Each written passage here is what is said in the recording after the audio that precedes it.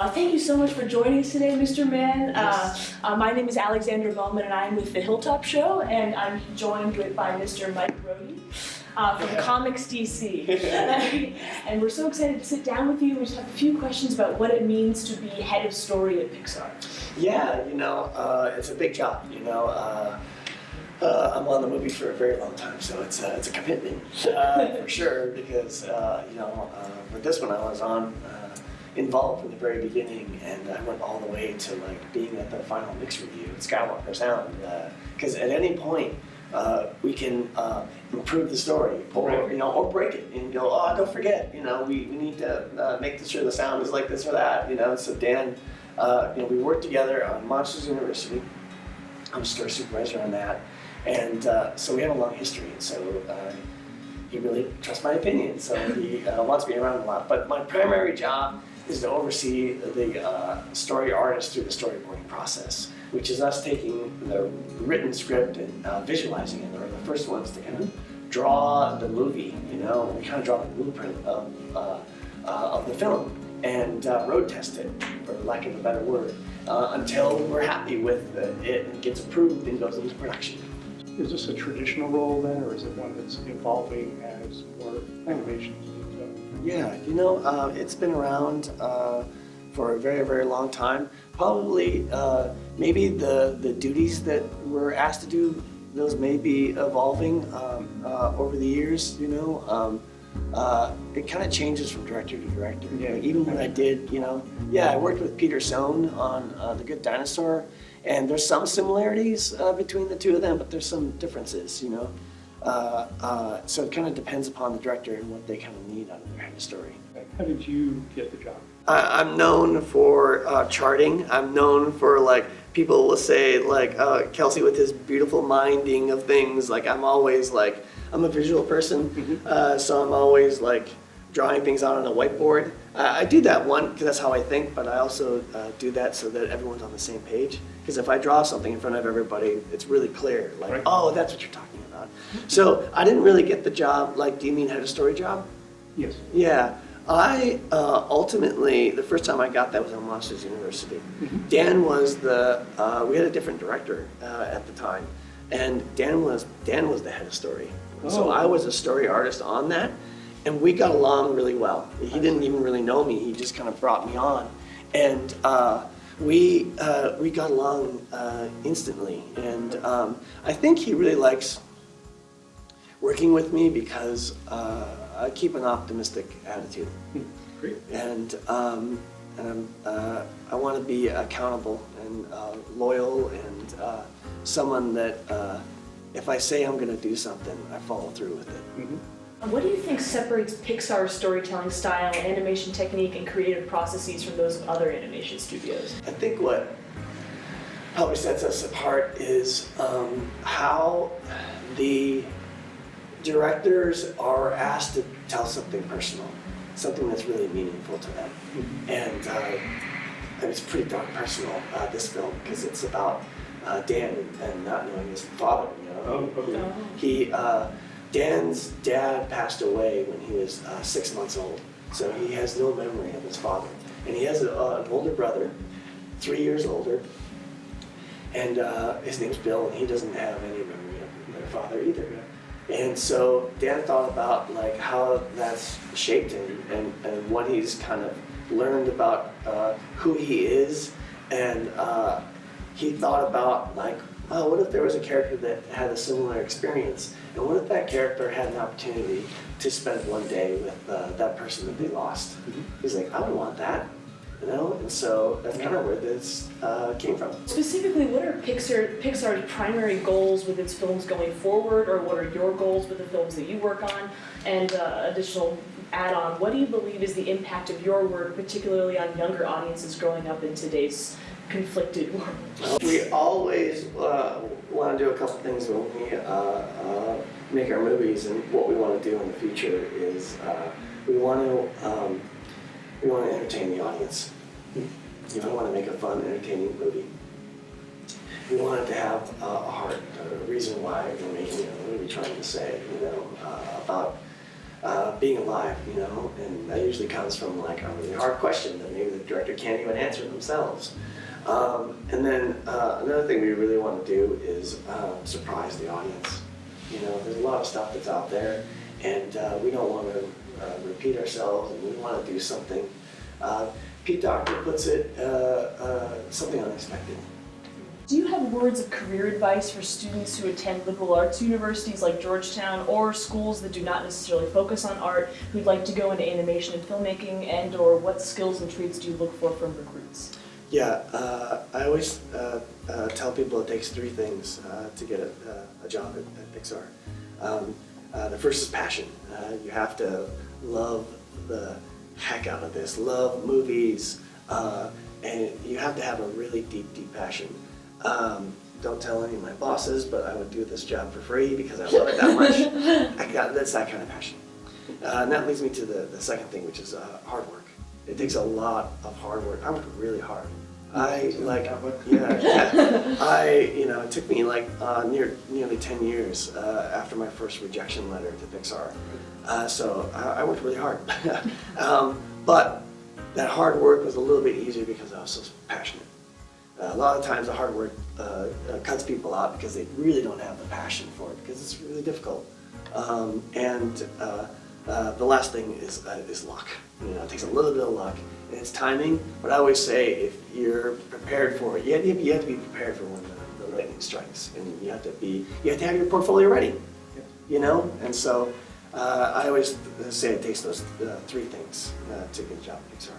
You're head of story. How many hours a day are you working at the height of the storyboarding process? Yeah, it's a lot. My days are really full. They start at 9 and they end at 6. That's kind of a standard day.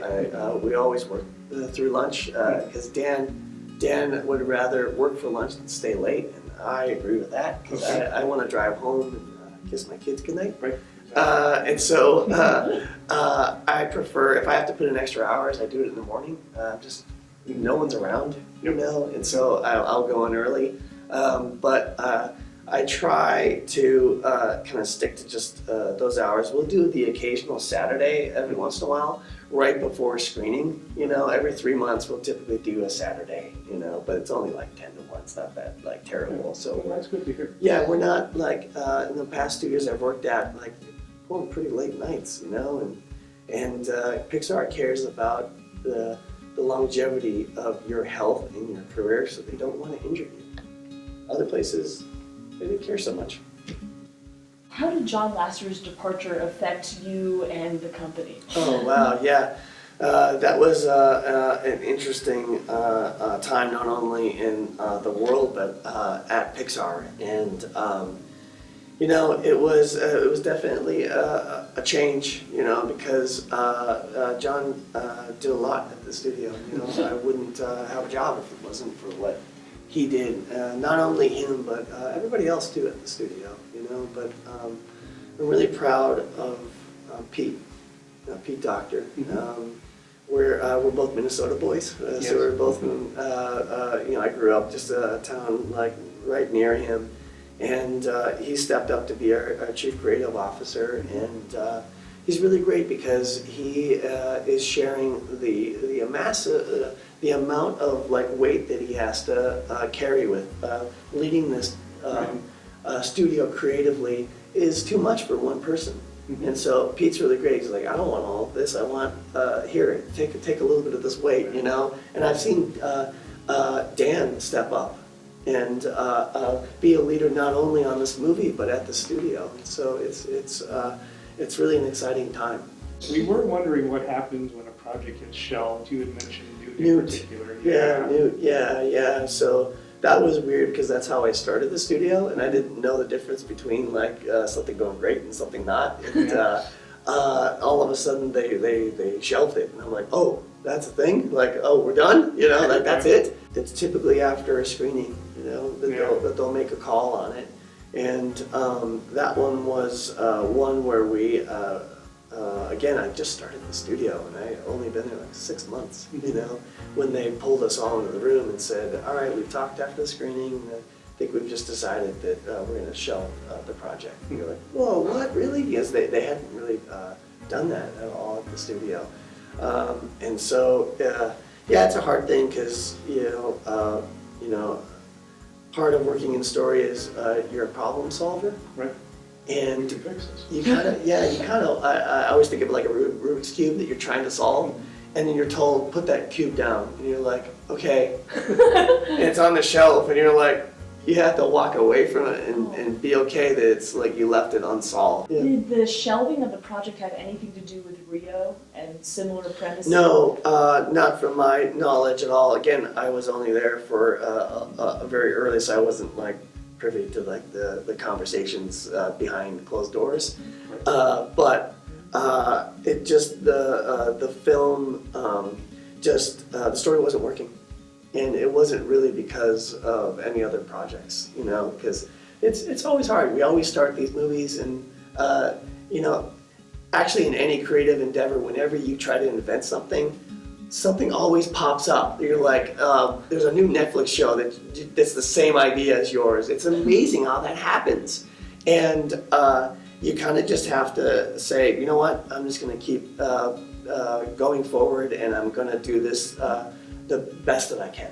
So for when something's been shelved, do you guys ever resurrect any parts of it? Did any part of something you had done for a previous movie that didn't make it end up in Onward bound? Did you Onward? On Onward, yeah, no.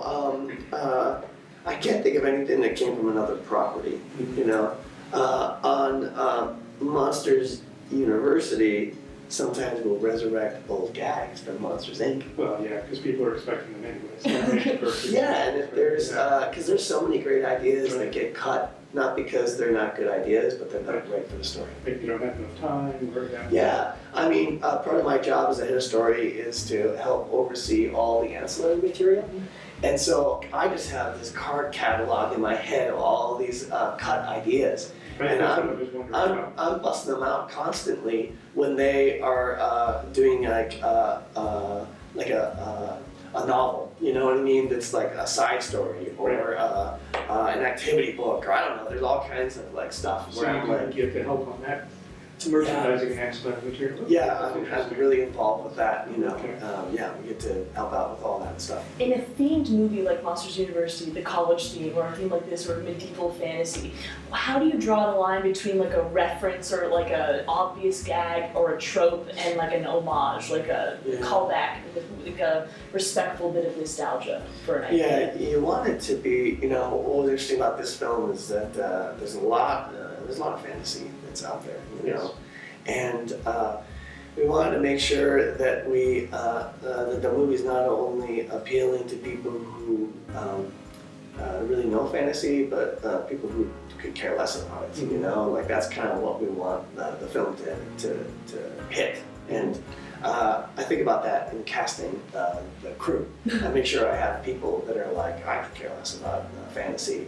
And then I put also people who are like, oh, I know this stuff inside and out. Austin Madison and Louise Smythe were our two fantasy experts on the story team.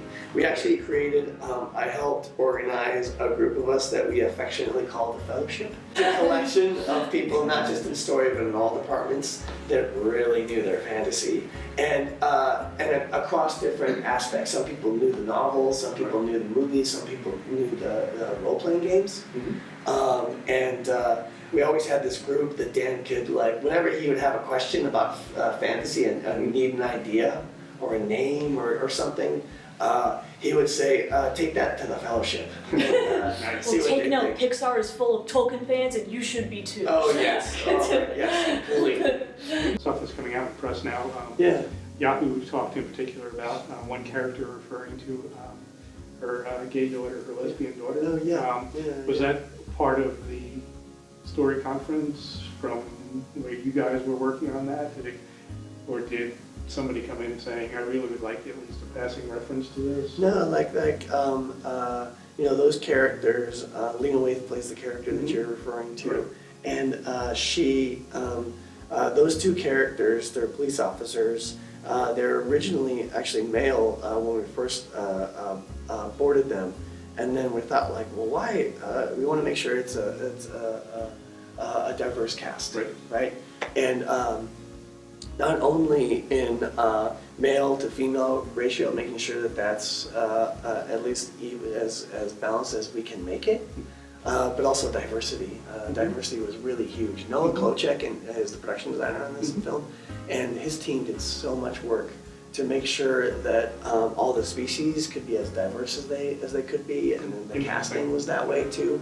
And we knew that this movie, it's a fantasy film told in a modern setting, Right. and we wanted to make sure that it reflected the modern world, and that's a diverse world. And so that was an idea that we came up later, and we didn't want to make a big deal out of it. We wanted to just to have it be one tiny little line, and just reflect the way our world really is.